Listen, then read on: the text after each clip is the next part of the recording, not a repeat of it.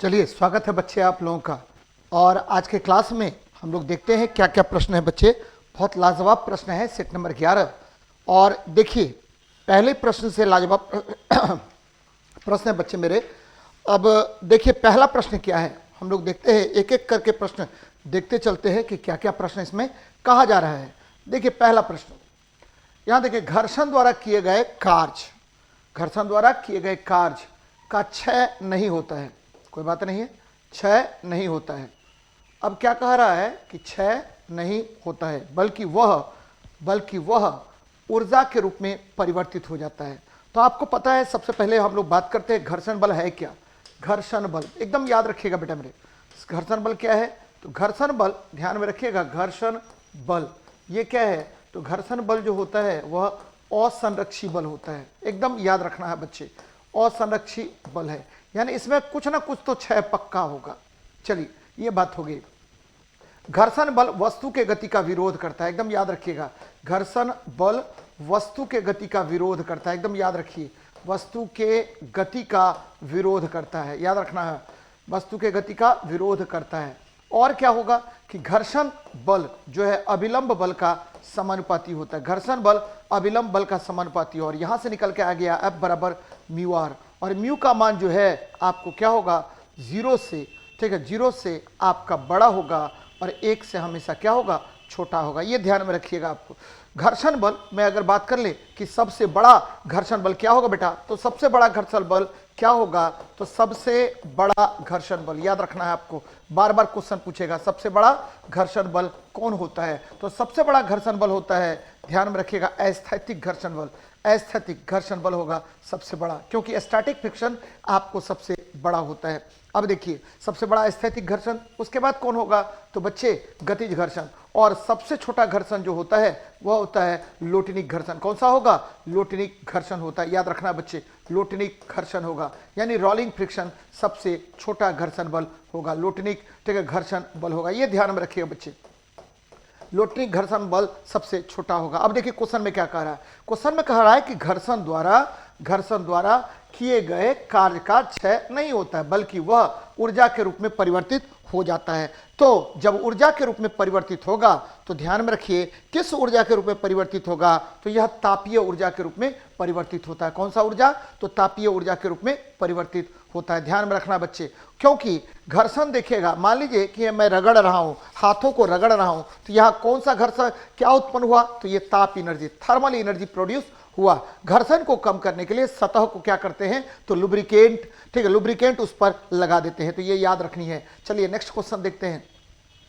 Dash प्रकृति में अकेला कभी नहीं हो सकता है। ध्यान में रखिएगा कि आपका बल जो है प्रकृति में कभी अकेला नहीं हो सकता है, क्योंकि जब भी बल लगेगा तो संवेग निश्चित रूप से लगेगा। क्योंकि बल बराबर क्या होता है बेटा, एकदम ध्यान में रखिएगा, बल बराबर क्या होगा, तो बल बराबर होता है, ये क्या होगा, संवेग में परिवर्तन की दर, संवेग में परिवर्तन की दर होता है। और यहीं से m इंटू ए निकल के आएगा। तो बच्चे जब भी बल लगेगा तो साथ में द्रव्यमान और त्वरण निश्चित रूप से होगा, तो आंसर हो जाएगा बल। अब देखिए बल की परिभाषा कहां से मिलती है, पिछले ग्रुप डी में बहुत बार क्वेश्चन पूछा गया है, बल की परिभाषा कहां से मिलती है। तो बल की परिभाषा मिलती है न्यूटन के पहले गति नियम से, Newton's first law of motion से बल की परिभाषा मिलती है, Newton's first law of motion से। ध्यान में रखिएगा बेटा, फर्स्ट लॉ ऑफ मोशन से क्या मिलेगा, तो बल की परिभाषा मिलेगी। फिर देखिए बल का व्यंजक ये कहां से मिलेगा, तो बल का व्यंजक जो है वह न्यूटन के द्वितीय गति नियम से मिलता है। यानी आपको जो अभी मैंने लिखा F बराबर ma, ये कहां से मिला, तो Newton's second law of motion से। एकदम ध्यान में रखिएगा, न्यूटन के द्वितीय गति नियम से मिलता है। अब देखिए एक चीज और जानिए बच्चे, क्या जानिए कि बल जो है, बल का गुण ये कहां से मिलता है, तो बल का गुण मिलता है कहां से, तो ये मिलता है Newton's third law of motion से। देखिए न्यूटन के तीनों गति नियम से कुछ ना कुछ जरूर मिल रहा है बच्चे, यानी बल की परिभाषा न्यूटन के पहले गति नियम से, बल का व्यंजक न्यूटन के द्वितीय गति नियम से, और बल का गुण न्यूटन के तृतीय गति नियम से मिलता है। तो ये याद रखिएगा। अब देखिए वेग क्या होता है, तो वेग होता है, आपको पता होनी चाहिए कि विस्थापन में परिवर्तन की दर को हम वेग कहते हैं, विस्थापन में परिवर्तन की दर को वेग कहते हैं। और वेग का मात्रक मीटर पर सेकेंड होता है, जबकि गति आपको पता है कि यदि कोई वस्तु, ठीक है, यदि कोई वस्तु अपने स्थिति में आपको समय के साथ या अन्य वस्तु की अपेक्षा परिवर्तन करता है तो ऐसे वस्तु को हम क्या कहते हैं, गति में कहते हैं। चलिए बहुत अच्छी बात है, दीपू कुमार जी और विजेंद्र कश्यप जी, बहुत स्वागत है बच्चे। एक एक क्वेश्चन करके देखिए बेटा, आपके लिए लाजवाब प्रश्न है ये सारे। 220 वोल्ट वोल्टेज आउटपुट वाले जनरेटर को 1100 वॉट की ठीक है पावर वाली मोटर से जोड़ने पर होने वाले विद्युत धारा की गणना करें। बच्चे मैं बताता हूं आपको कि देखिए ये रामबाण फॉर्मूला है। रामबाण फॉर्मूला कौन, P बराबर V इंटू आई, P बराबर V square upon R, P बराबर आई स्क्वायर आर। ये देखिए P क्या है यहाँ पर, तो बच्चे P है शक्ति, शक्ति है। और V क्या है यहाँ पर, तो एकदम नोट डाउन कर लीजिए इसको। V जो है आपका विभव है। और I क्या है बच्चे, तो I जो है विद्युत धारा है, I जो है वह विद्युत धारा है। और R क्या है, तो R बराबर प्रतिरोध है। R बराबर क्या है, तो R बराबर प्रतिरोध है। तो ये बातें याद रखिएगा आप लोग। अब देखिए क्वेश्चन पे आइए। क्वेश्चन कह रहा है कि आपको क्या दिया हुआ, मैंने बताया है न्यूमेरिकल कैसे बनाएंगे। न्यूमेरिकल बनाने के लिए आप सबसे पहले यहाँ पर लिख दीजिए ये पावर दिया हुआ है, और ये देखिए ये क्या दिया हुआ है, वोल्टेज दिया हुआ है। और आपको पता है P बराबर V इंटू आई होता है, और आई निकालना, आई बराबर P बटे V हो जाएगा बेटा। क्या हो जाएगा, P बटे V। P का वैल्यू देखिए 1100 ठीक है बटे 220 से काट दीजिए, ठीक है आपको ये कट जाएगा आपका 5 वर्ग में, यानी 5 एम्पियर विद्युत धारा होगा। तो आंसर हो जाएगा ए नंबर। याद रखना है कि विद्युत धारा को मापने के लिए, विद्युत धारा को मापने के लिए हम क्या करते हैं, एमीटर यंत्र का प्रयोग करते हैं। विद्युत धारा को मापने के लिए एमीटर यंत्र का प्रयोग करेंगे। और विद्युत धारा, ध्यान से सुनिएगा बच्चे, विद्युत धारा जो होता है वह आपको आवेश के प्रवाह की दर होती है, और ये कूलम पर सेकेंड होगा। चलिए थर्ड क्वेश्चन हो गया बच्चे। चौथा नंबर क्वेश्चन देखते हैं। हमारे कानों में डैश की उपस्थिति के कारण जो एक प्रकार का संयोजी उत्तक है, कानों को मोड़ सकते हैं। बच्चे 3 बातें मैं यहां पर बताऊंगा जो आपको एग्जाम में एकदम पूछेगा ही। सबसे पहली बात, ठीक है आपको पता है मुलायम अस्थि क्या होता है, मुलायम अस्थि। मैं अपने कान को देखिएगा मोड़ ले रहा हूं, किसकी वजह से, तो कार्टिलेजेस की वजह से मैं अपने कान को मोड़ पा रहा हूं, मुलायम अस्थि। ये क्या हो गया, तो बच्चे कार्टिलेजेस के कारण होगा, कार्टिलेजेस के कारण आपको मुलायम अस्थि होगा। ध्यान में रखिएगा, कार्टिलेजेस के कारण आपका मुलायम अस्थि होगा, तो उपास्थियों हो गया बच्चे। यहां पर याद रखना है, मैंने 4 बातें आपको बताया था बताने के लिए। बच्चे अस्थि जो है, अस्थि किस प्रोटीन से बनता है, अस्थि यानी बोन, बोन किस प्रोटीन से बनेगा, तो बोन जो है अस्थि ठीक है प्रोटीन, याद रखिएगा ओसीन प्रोटीन से बनता है, ओसीन प्रोटीन से बनता है, एकदम ध्यान में रखिएगा, ओसीन प्रोटीन से आपकी अस्थियां बनेंगी। फिर देखिए आपको पता होनी चाहिए कि आपका अस्थि जो है किस खनिज से बनता है, अस्थि यानी बोन जो है आपको किस खनिज से बनेगा, तो कैल्शियम एवं फॉस्फेट, याद रखिए फॉस्फोरस से बनता है बच्चे। और सबसे अधिक धातु जो है आपके शरीर में कैल्शियम ही पाया जाता है, 2% की मात्रा में पाई जाती है आपके शरीर में कैल्शियम। और देखिए ठीक है आपको पता होनी चाहिए कि बोन, याद रखिए बच्चे, अस्थि और अस्थि को कौन जोड़ता है, मैं बार बार आपको बताता रहता हूं, इसको लिगामेंट या स्नायु जोड़ता है। याद रखिए बच्चे, लिख लीजिएगा इसको कि बोन को कौन जोड़ेगा, तो लिगामेंट या स्नायु जोड़ेगा। और एक और चीज आपको ध्यान में रखना चाहिए, क्या ध्यान में रखना चाहिए कि बोन, ठीक है बोन और मसल्स को, बोन और मसल्स को कौन जोड़ता है, तो बच्चे बोन और मसल्स को जोड़ने का काम करता है टेंडन, टेंडन जोड़ता है बच्चे, टेंडन जोड़ता है बच्चे। क्या करेंगे आपको पता है, ये हो गया BBL बोन लिगामेंट, और ये क्या होगा MBT यानी muscle bone tendon, muscle bone tendon. तो ध्यान में रखना है आपको बार बार। और ये देखिए ठीक है आपको सिरा क्या होता है, सिरा में अशुद्ध रक्त का प्रवाह होता है, अशुद्ध रक्त का प्रवाह किस में होगा, तो सिरा में होता है अशुद्ध रक्त। और यह आपको पता होनी चाहिए कि यह जो है रक्त को आपको शरीर के विभिन्न भागों से कहां तक लेकर जाता है, आपको हृदय तक ले जाने का काम करता है। तो बहुत इंपॉर्टेंट है, और बार बार इसको पढ़िए और रिवाइज कीजिए, लिखिए मैं जो बता रहा हूं आपको। चलिए अच्छी बात है। चौथे आवर्त और दूसरे समूह में मौजूद तत्व कौन होगा, बहुत अच्छा क्वेश्चन है बच्चे, और आपको बहुत सारी बातें यहां जाननी चाहिए। यहां देखिए सबसे पहले ये आवर्त सारणी है, ये क्या है, आवर्त सारणी है बच्चे, बहुत अच्छी बात है।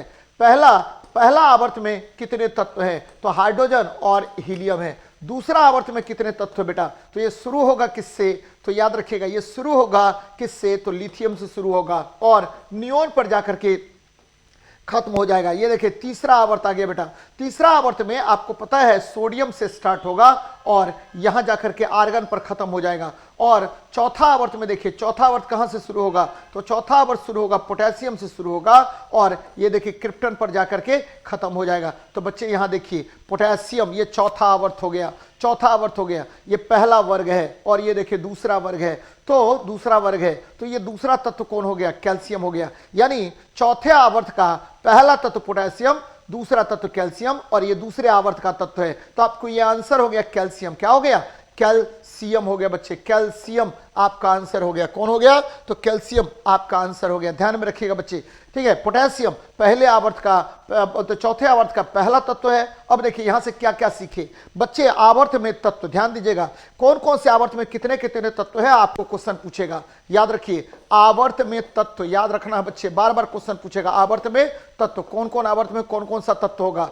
पहले आवर्त में आपको 2 तत्व होगा, दूसरे में 8 तत्व होंगे, तीसरे में आपको 8 तत्व होंगे, चौथे में 18 तत्व होगा, चौथे में आपको पता होगा कि 18 तत्व होंगे, पांचवें में 18 तत्व होगा, छठा में कितना होगा, तो बच्चे 32 तत्व होगा, सातवां जो है बाकी जितना बचा तत्व वो या अधूरा होगा, अधूरा होगा, ये ध्यान में रखिएगा।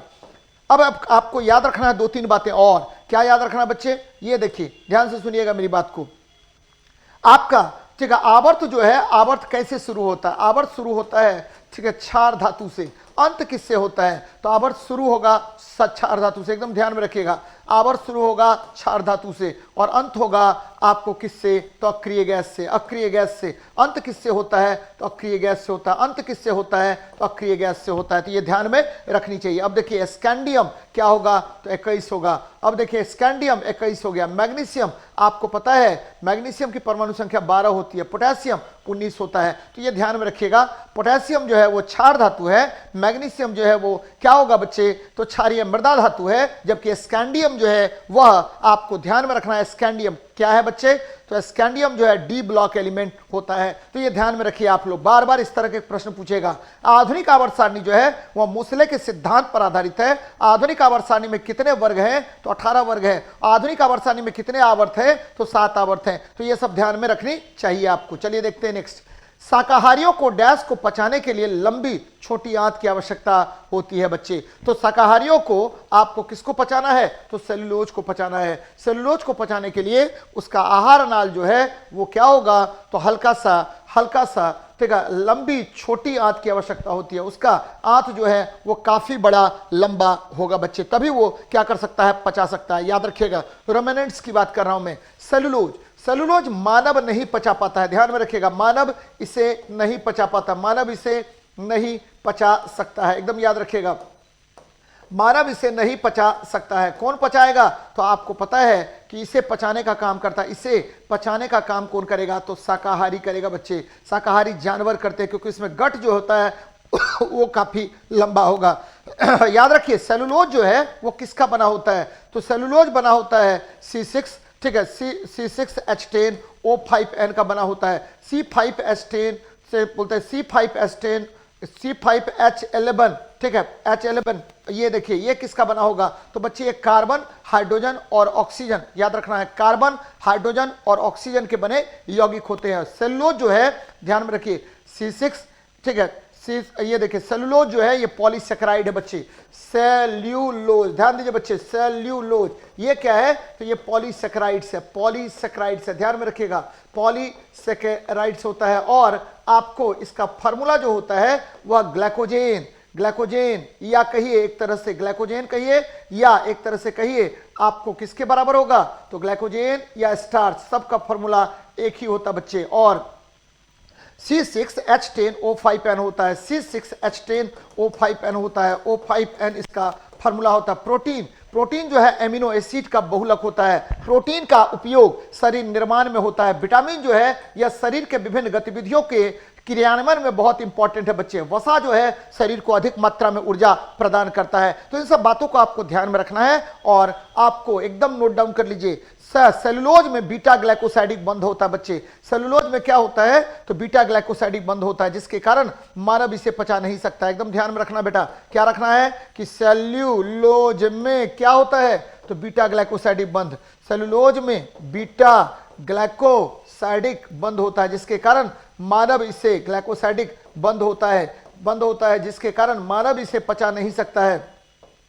मानव इसे पचा नहीं सकता, मानव इसे नहीं पचा पाता है। एकदम ध्यान में रखिएगा, ठीक है। कौन सा होगा? बीटा ग्लाइकोसाइडिक बंद होता है, याद रखिए बच्चे। चलिए आगे बढ़ते हैं, नेक्स्ट क्वेश्चन देखते हैं क्या कह रहा है। कह रहा 10 केजी द्रव्यमान का एक ब्लॉक समान रूप से प्रारंभिक अवस्था 20 सेकंड में 2 मीटर पर सेकंड की गति से बढ़ता है। कोई बात नहीं है। 0 से 20 सेकंड के अंतराल में विकसित औसत ऊर्जा कितना होगा? कितना सेकंड में बच्चे? 0 से 20 सेकंड में, ठीक है। आपको निकालना है, क्या निकालना है? तो औसत गतिज ऊर्जा निकालनी है बच्चे। औसत इसका क्या निकालना है? तो आपको मैंने रामबाण फार्मूला बोला है कि जब भी आप समस्या में पढ़िए रामबाण फार्मूला यूज कीजिए। शक्ति में क्या होगा? तो शक्ति में काइनेटिक एनर्जी बटा टाइम भी होता है आपको, और क्या आपको पता है पोटेंशियल एनर्जी बटा टाइम भी होता है। यहां देखिए पोटेंशियल एनर्जी बटा टाइम भी होगा आपको शक्ति। अब देखिए शक्ति निकाल रहे हैं बेटा, क्या कह रहे हैं? काइनेटिक एनर्जी क्या होता है? हाफ mv² अपॉन टी कर लीजिए। हाफ इतने इंटू m का वैल्यू देखिए 10 केजी दिया हुआ, b का वैल्यू देखिए 2 मीटर पर सेकेंड, 2 मीटर पर सेकेंड। तो 2 का स्क्वायर कर दीजिए बेटा, 2 का स्क्वायर कर दीजिए। देखिए समय कितना है? तो 20 सेकेंड है। समय कितना है? तो 20 सेकेंड है। अब निकाल लीजिए इसका वैल्यू क्या होगा। तो बच्चे आपको पता है हाफ m का मान 10 केजी है, गुना आपको 4/20 निकाल लीजिए। 10 दूनी 20 और क्या होगा? तो बच्चे 2 दूनी 4, आपका 1 वॉट सेकेंड निकल गया। तो आंसर क्या होगा? तो आपका बी नंबर होगा। आंसर क्या होगा? तो आपका बी नंबर होगा। तो ध्यान दीजिएगा मैंने किस फॉर्मूले का यूज किया, और ये रामबाण फॉर्मूला मैं बार बार बोल रहा हूं कि जब भी रामबाण फार्मूला की बात करेंगे तो पावर का फार्मूला यूज कीजिए। पिछले बार आपके एग्जाम में ग्रुप डी में बहुत सारे इस पर प्रश्न पूछे गए थे। यकीन मानिए, मेरी बात को अगर मानिएगा तो मैक्सिमम आपसे हल हो जाएगा। क्यों? क्योंकि पावर बराबर क्या होता है? तो बच्चे वर्क अपॉन टाइम होता है। पावर बराबर क्या होता है? तो mgh अपॉन टी होता है। पावर बराबर क्या होता है? FV cos थीटा होता है, यानी बल डॉट वेग इंटू कॉस थीटा होगा। तो ये सब बातें आपको याद रखनी है बराबर। आपसे ये मैक्सिमम क्वेश्चन आपका हल हो जाएगा इससे। चलिए नेक्स्ट देखते हैं। पोटेशियम की परमाणु संख्या 19 है, एकदम सही है, और इसकी द्रव्यमान संख्या 39 है। तो उसमें के परमाणु, इसके परमाणु में न्यूट्रॉन की संख्या ज्ञात कीजिए। बच्चे न्यूट्रॉन निकालना है। आपको पता है कि परमाणु द्रव्यमान संख्या बराबर क्या होता है? परमाणु द्रव्यमान संख्या बराबर क्या होगा? तो परमाणु द्रव्यमान संख्या, ठीक है, बराबर होता है n प्लस पी होता है। n प्लस पी होता है, a बराबर n प्लस पी। बच्चे यहाँ क्या निकालना है? न्यूट्रॉन की संख्या। तो a माइनस एन कर लीजिए। a का वैल्यू देखिए कितना है? 39, माइनस क्या करेंगे? तो बच्चे 19 कर लीजिए, ठीक, 19 कर लीजिए। आपको p निकालना है, तो ये देखिए n निकालना है, तो n बराबर a माइनस पी। तो क्या हो जाएगा? 20 निकलेगा, यानी न्यूट्रॉन की संख्या कितनी होगी? 20 होगी। ये ध्यान में आपको रखनी है, बार बार इस तरह का प्रश्न आपसे पूछेगा कि आपका परमाणु संख्या दिया हुआ है, आप निकालिए। बच्चे 2-3 बातें और यहां जानिए। क्या जानिए? सबसे इंपॉर्टेंट बातें क्या जानिए? ये देखिए, जब भी बोलेगा परमाणु संख्या, तो परमाणु संख्या बराबर क्या होता है? तो परमाणु संख्या को पहले Z द्वारा डिनोट करते हैं। बराबर होता है number of protons, number of protons होगा, ठीक है। बराबर क्या होगा? तो बच्चे उदासीन परमाणु में नंबर ऑफ इलेक्ट्रॉन्स, उदासीन परमाणु में क्या होगा? तो नंबर ऑफ इलेक्ट्रॉन्स होगा। उदासीन परमाणु में नंबर ऑफ इलेक्ट्रॉन्स होता है, याद रखना है। अब देखिए, आपको पता होनी चाहिए परमाणु द्रव्यमान संख्या क्या होगा। परमाणु द्रव्यमान संख्या बार बार मैं बताता रहता हूं। तो बच्चे परमाणु द्रव्यमान संख्या बराबर क्या होगा? तो परमाणु द्रव्यमान संख्या a बराबर होता है n plus P. n plus P होता है, यानी number of neutrons plus number of protons. और परमाणु के नाभिक का आकार कितना होता है बेटा? 10⁻⁻15 मीटर ये नाभिक का आकार है। बच्चे परमाणु के नाभिक में कौन कौन रहता है? तो न्यूट्रॉन और प्रोटॉन रहेगा। न्यूट्रॉन और प्रोटॉन परमाणु के नाभिक में रहते हैं। बहुत इंपॉर्टेंट है आपके लिए। चलिए नेक्स्ट देखते हैं क्या कह रहा है। ध्वनि तरंग की आवृत्ति मापने की मानक इकाई क्या है? तो आपको पता है बच्चे, एकदम ठीक है। थोड़ी बातें ध्यान में रखिएगा, क्या क्या बातें यहां मैं बता रहा हूं आपको। सबसे पहले ध्वनि, ध्वनि कौन सी तरंग? तो ध्वनि अनुदैर्ध्य तरंग। ध्वनि अनुदैर्ध्य तरंग है। ध्वनि कैसे माध्यम में गमन करता है? तो ध्वनि माध्यम में गमन करता है, समांतर गमन करता है, समांतर गमन करता है। ध्यान में रखना है। अगर बात कर ले हम लोग कि ध्वनि याद रखिएगा, ध्वनि की आवृत्ति किस में मापेंगे?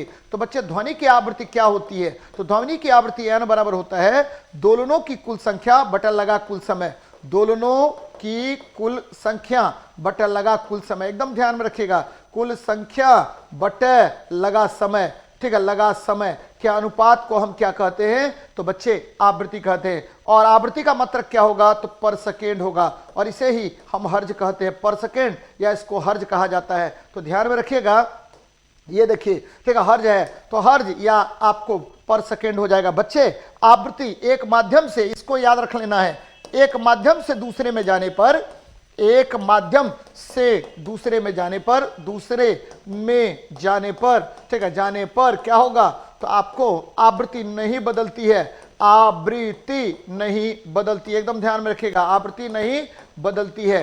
तो बदलेगा कौन, तो बच्चे बदल जाएगा बाकी सब गुण, वेग बदल जाएगा, तरंगदैर्घ्य बदल जाएगा, ये बदल जाएगा, लेकिन आयाम बदल जाएगा। आपको कौन नहीं बदलेगा, तो आवृत्ति कभी नहीं बदलेगा यदि एक माध्यम से दूसरे माध्यम में हम जाते हैं। तो बार बार याद रखना है इसको। चलिए एक चीज और ध्यान में रखिएगा कि जब भी आवृत्ति बोलेगा, न्यू बराबर होगा 1/आवर्तकाल, न्यू बराबर 1/t होगा। तो इसको नोट डाउन कर लीजिएगा बेटा, बहुत इंपॉर्टेंट है आपके लिए। चलिए नेक्स्ट देखते हैं क्वेश्चन क्या कह रहा है।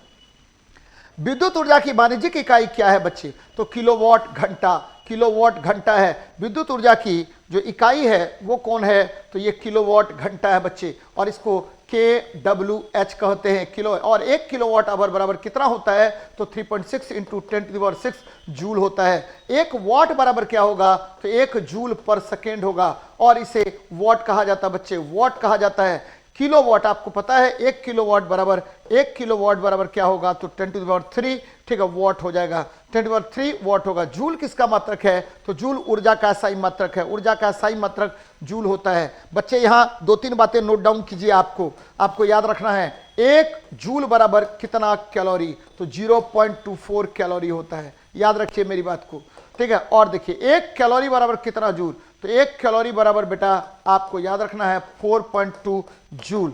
एक इंटरनेशनल कैलोरी किसको कहते हैं, तो जल का तापमान, ध्यान दीजिएगा, जल का तापमान 14.5 डिग्री, 14.5 डिग्री सेल्सियस से कितना, 15.5 डिग्री सेल्सियस ले जाने में, ठीक है, जितना उष्मा चाहिए उसको हम क्या कहते हैं, तो बच्चे इंटरनेशनल कैलोरी कहते हैं। याद रखना है कि ठीक है, 1 डिग्री सेल्सियस कहां से कहां, 14.5 से 15.5 ले जाने में जितना आप एनर्जी देना पड़ेगा, उस एनर्जी को हम इंटरनेशनल कैलोरी में मापते हैं। तो ये ध्यान में रखिएगा। आगे बढ़ रहे हैं। किसी व्यक्ति द्वारा डैश लेने से एसिडिटी ठीक हो सकती है। बच्चे एसिडिटी हमको ठीक करना है, तो आपको पता है कि आपके, ठीक है, नींबू का रस में साइट्रिक एसिड होता है। ये देखिए अम्ल है, अम्ल को नहीं काट पाएगा बच्चे, इसीलिए हानिकारक होगा। छाछ में आपको पता है लैक्टिक एसिड होता है, लैक्टिक एसिड होता है, ये भी आपको प्रॉब्लम को ठीक नहीं कर पाएगा। सिरका में एसिटिक एसिड होता है, सिरका में एसिटिक एसिड होता है, ध्यान में रखिएगा, एसिटिक एसिड होता है, इसीलिए बेकिंग सोडा का घोल आपको ठीक कर देगा। बच्चे बेकिंग सोडा का घोल क्या होता है, तो आपको पता है बेकिंग सोडा होता है सोडियम हाइड्रोजन कार्बोनेट को हम बेकिंग पाउडर कहते हैं, बेकिंग सोडा कहते हैं, बेकिंग सोडा कहते हैं। तो एकदम ध्यान में रखिएगा, बेकिंग सोडा किसको कहते हैं, तो सोडियम हाइड्रोजन कार्बोनेट को कहते हैं। इसीलिए आपका आंसर हो जाएगा सी नंबर। बच्चे यहां नोट डाउन कर लीजिए आप लोग कि 6% एसिटिक अम्ल का जलीय विलयन, एसिटिक एसिड का जलीय विलयन, एसिटिक एसिड का जलीय विलयन क्या कहलाएगा, तो 6% एसिटिक एसिड का जलीय विलयन आपको सिरका या विनेगर कहलाता है, सिरका या विनेगर कहलाता है। तो बार बार आपसे क्वेश्चन पूछेगा इस तरह का, तो बहुत इंपॉर्टेंट है और आपको नोट डाउन करते रहना है। नेक्स्ट देखिए, टू ऑक्सीजन के 2 डैश से निरूपित करते हैं। तो बच्चे 2 यहां देखिए 2 ऑक्सीजन के 2 निरूपित करता है। बच्चे किसको निरूपित करेगा, तो परमाणु को निरूपित करेगा, परमाणुओं को निरूपित करेगा। ये देखिए O2 के बारे में खोज किसने किया, याद रखना बच्चे, खोज किया सीले और पिछले ने, सीले और पिछले ने किया, ध्यान में रखिएगा, सीले और पिछले ने ऑक्सीजन की खोज की। अब देखिए ऑक्सीजन परमाणु संख्या कितना है, तो बच्चे परमाणु संख्या इसकी 8 है, परमाणु संख्या 8। द्रव्यमान संख्या कितना है, तो 16 है। द्रव्यमान संख्या कितना है, तो द्रव्यमान संख्या आपको याद रखना है 16 है, 16 है द्रव्यमान संख्या, 16 है इसका द्रव्यमान संख्या। और ऑक्सीजन के अपरूप कितने हैं, तो बच्चे ऑक्सीजन के अपरूप 2 हैं। कौन कौन, तो अपरूप है 2, एक हो गया आपको ऑक्सीजन O2 और दूसरा है O3 ओजोन, यानी ऑक्सीजन और ओजोन एक दूसरे के अपरूप होते हैं। अब देखिए ऑक्सीजन, ऑक्सीजन जो है याद रखिएगा यह ऑक्सीकारक की भांति व्यवहार करता है, ऑक्सीडेशन करता है बच्चे, ऑक्सीडेशन करता है। अब देखिए आयन, आयन यदि तत्व का परमाणु, ध्यान में रखना है, तत्व का परमाणु इलेक्ट्रॉन, तत्व का परमाणु इलेक्ट्रॉन क्या करेगा, इलेक्ट्रॉन ग्रहण, ग्रहण करेगा तो ये धनात्मक, ये क्या होगा, ऋणात्मक आयन। कौन सा आयन, ऋणात्मक आयन। अगर इलेक्ट्रॉन त्यागेगा तो धनात्मक आयन, इलेक्ट्रॉन त्यागता है, त्यागता है तो क्या होगा, तो पॉजिटिव आयंस होगा, पॉजिटिव आयंस होगा। ये ध्यान में रखिएगा आप लोग, बार बार क्वेश्चन पूछेगा। इलेक्ट्रॉन, इलेक्ट्रॉन की खोज किसने की, तो आपको जे थॉमसन ने किया। इलेक्ट्रॉन ऋणात्मक आवेश युक्त कण होता है। परमाणु की खोज किसने की, तो परमाणु की खोज आपको पता होगा बच्चे, परमाणु शब्द दिया था सबसे पहले कन्नाद मुनि ने, लेकिन आपको पता है कि 1803 में सबसे पहले परमाणु का सिद्धांत दिया जॉन डाल्टन ने, जॉन डाल्टन ने, जबकि अणु शब्द का प्रयोग सबसे पहले किया डेमिक्रेटस ने। किसने किया था, डेमिक्रेटस ने किया था। तो याद रखना है आपको। चलिए आगे बढ़ते हैं, नेक्स्ट देखिए क्या कह रहा है, निम्नलिखित में से किस विकल्प का गलनांक और क्वथनांक ठीक है सबसे अधिक होता है बच्चे, सबसे अधिक होगा। तो आपको पता है कि कार्बन यहां पर है, कार्बन आपका हीरा जो है उसका गलनांक और क्वथनांक सबसे अधिक होगा। हीरा का गलनांक और क्वथनांक सबसे अधिक होगा जो कार्बन से बना होता है। याद रखना है, हीरा या ग्रेफाइट का गलनांक और क्वथनांक सबसे अधिक होगा। ग्रेफाइट का ठीक है बीपी और एमपी, बीपी और क्या बच्चे, एमपी सर्वाधिक होगा, सर्वाधिक होगा। ये ध्यान में रखिए बच्चे, सर्वाधिक होता है। चलिए बहुत अच्छी बात है। लिथियम क्षार धातु है, लिथियम क्षार धातु, एकदम ध्यान में रखिएगा, क्षार धातु है और प्रथम वर्ग का तत्व है। आर्गन अक्रिय गैस है, आर्गन अक्रिय गैस है। आर्गन कौन सी गैस है, अक्रिय गैस होता है बेटा। और फास्फोरस जो है आपको पता होनी चाहिए कि फास्फोरस ठीक है, फास्फोरस जो है अधातु है और ये बहुत अधिक क्रियाशील होता है बच्चे। इसके दो अपरूप पाए जाते हैं, एक पाया जाएगा लाल, जो आपको पता होगा कि दियासलाई में लाल फास्फोरस का उपयोग करते हैं, जबकि पीला फास्फोरस या उजला फास्फोरस जो होता है ये काफी अधिक क्रियाशील होता है और मनुष्य के शरीर में यही पाया जाता है बच्चे, मनुष्य के हड्डियों में यही आपको पाया जाएगा। चलिए नेक्स्ट देखते हैं, सही विकल्प से रिक्त स्थानों की पूर्ति करें।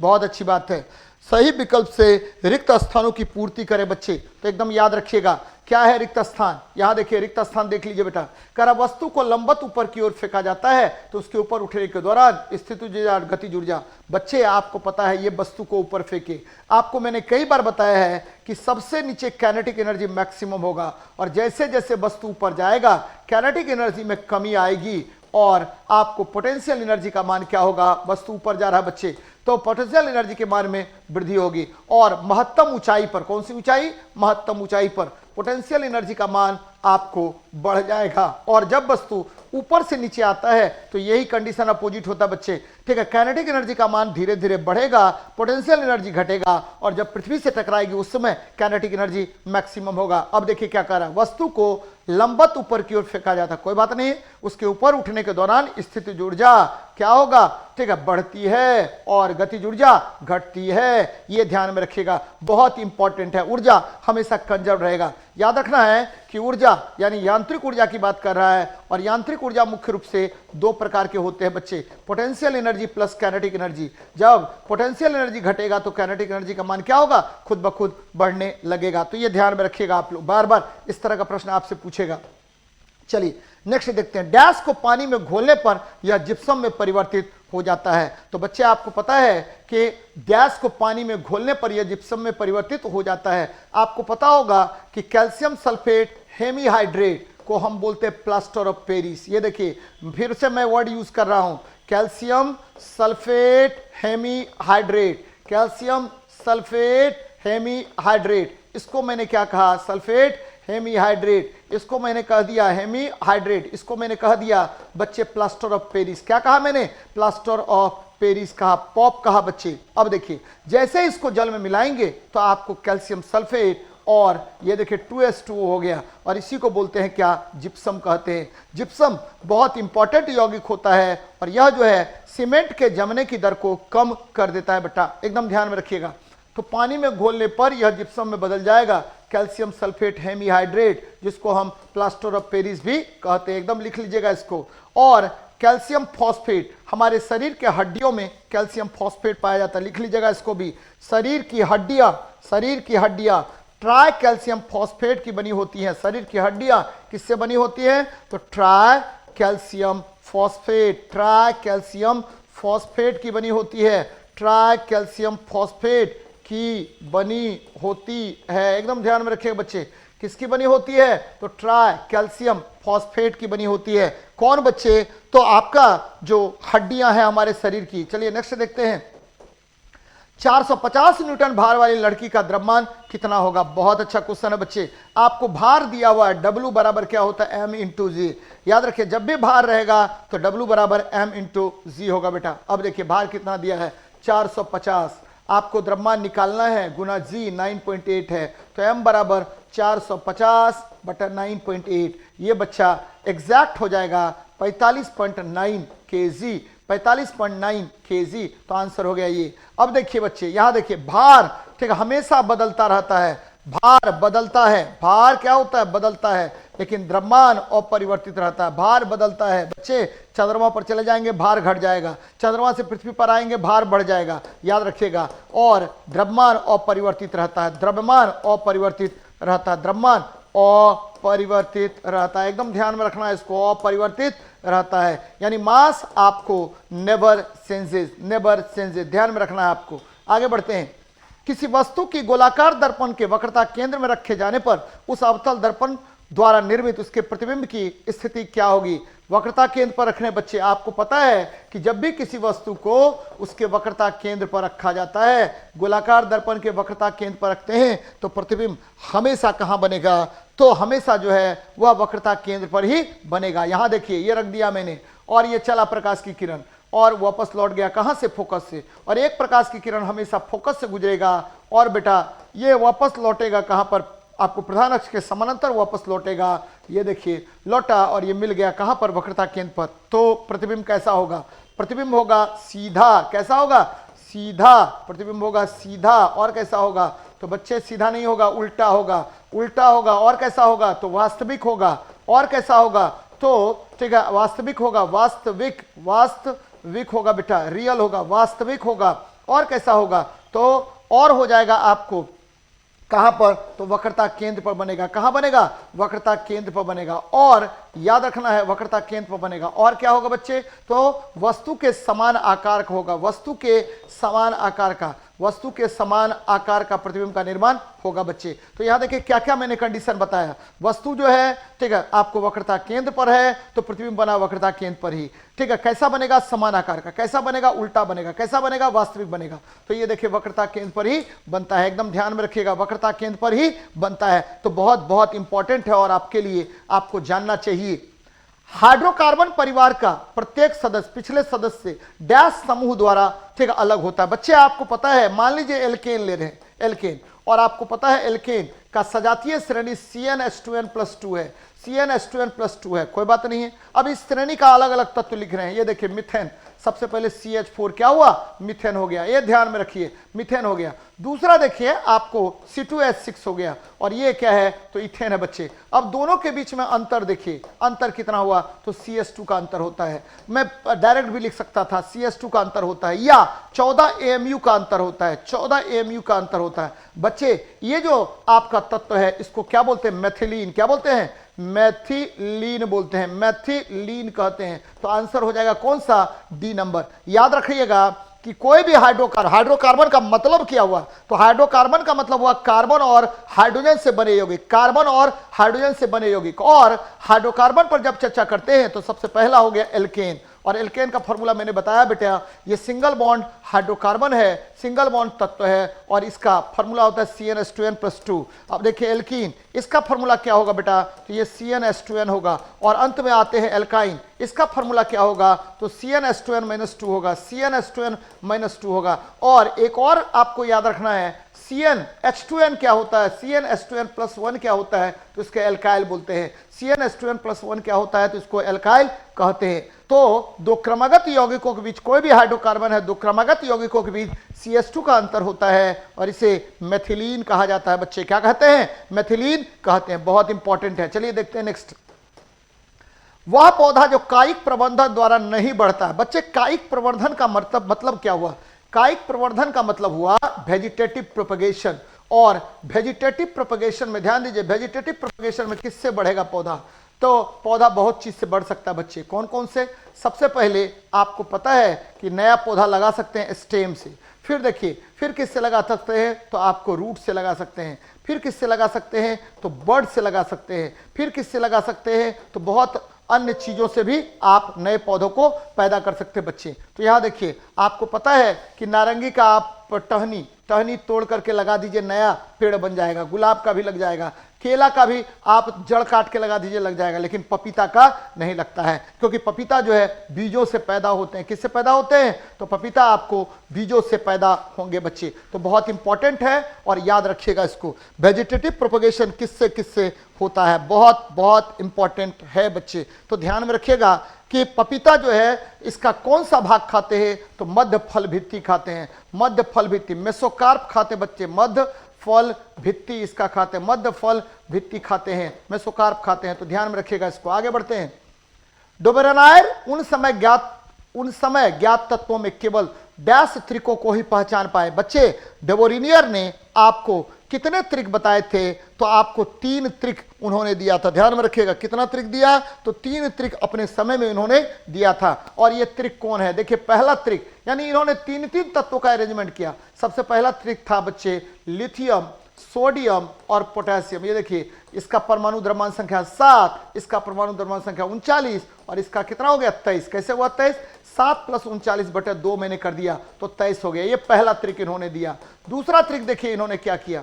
फर्स्ट चरण में इन्होंने 3 त्रिक दिया था, बाद में इन्होंने 2 और त्रिक दिए थे। अब देखिए कैल्शियम, स्ट्रोंशियम, बेरियम।